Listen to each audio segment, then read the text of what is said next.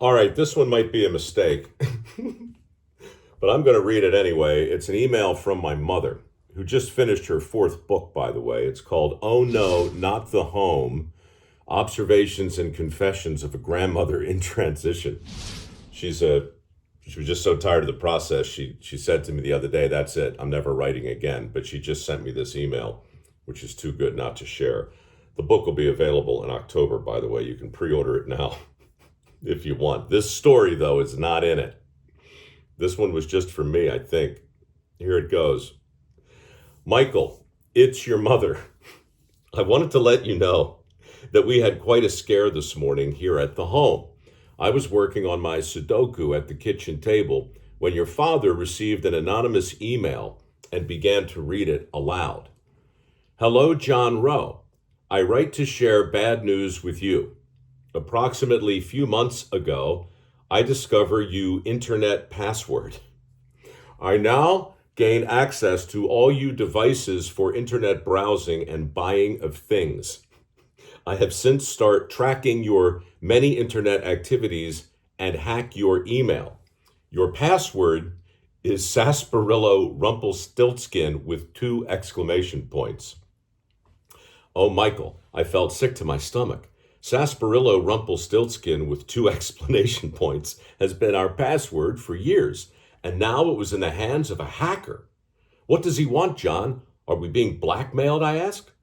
I don't know, Peg, but that hard drive has all of our financial information on it. We could be wiped out. Your father continued to read as I tried not to throw up. I have installed the Trojan virus to your operating systems. I now invisible to antivirus software and have total control of all used systems, including camera. I see everything you do on computer. All the color had drained from your father's face. His voice trembled as he spoke. Peggy, he said, we need to call the police.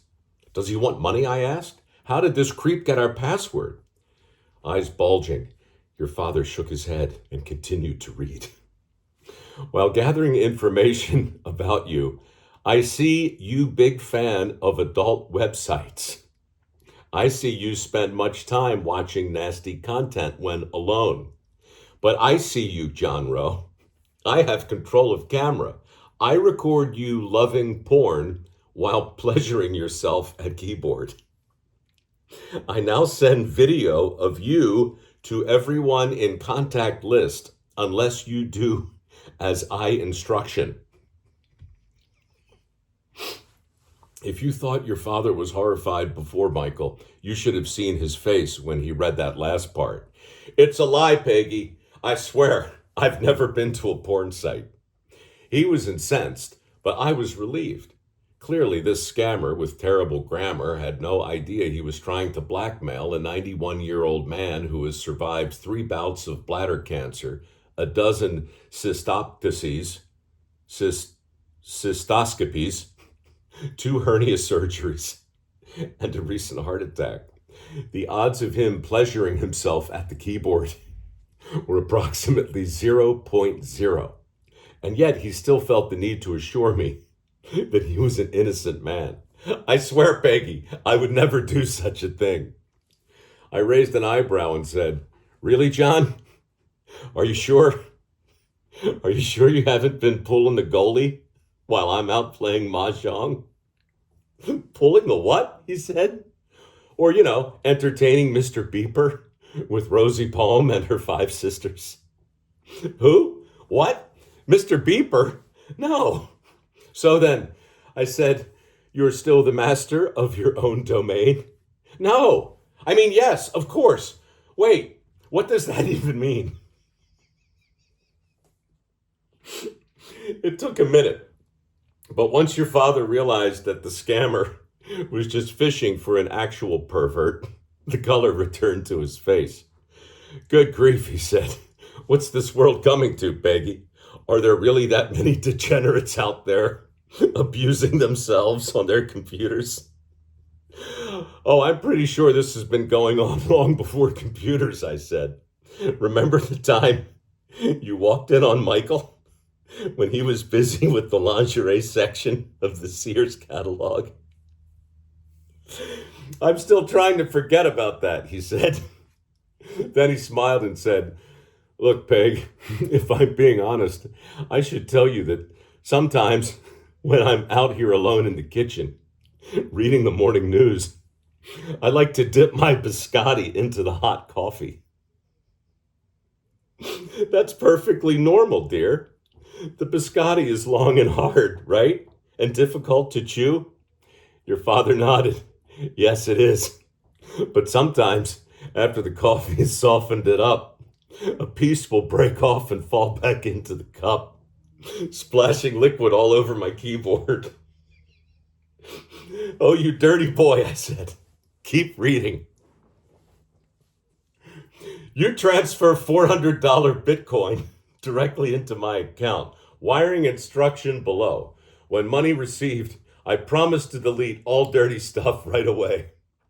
Hey, hon, Dad said. Where do we keep the Bitcoin? It's in the gun safe, dear. Right between the shotguns and the emergency food. Your father laughed some more and continued reading. Once you pay $400 crypto, we can forget all about each other. I promise to delete all harmful software and erase embarrassing video. Trust me, I have no point to create trouble in your life.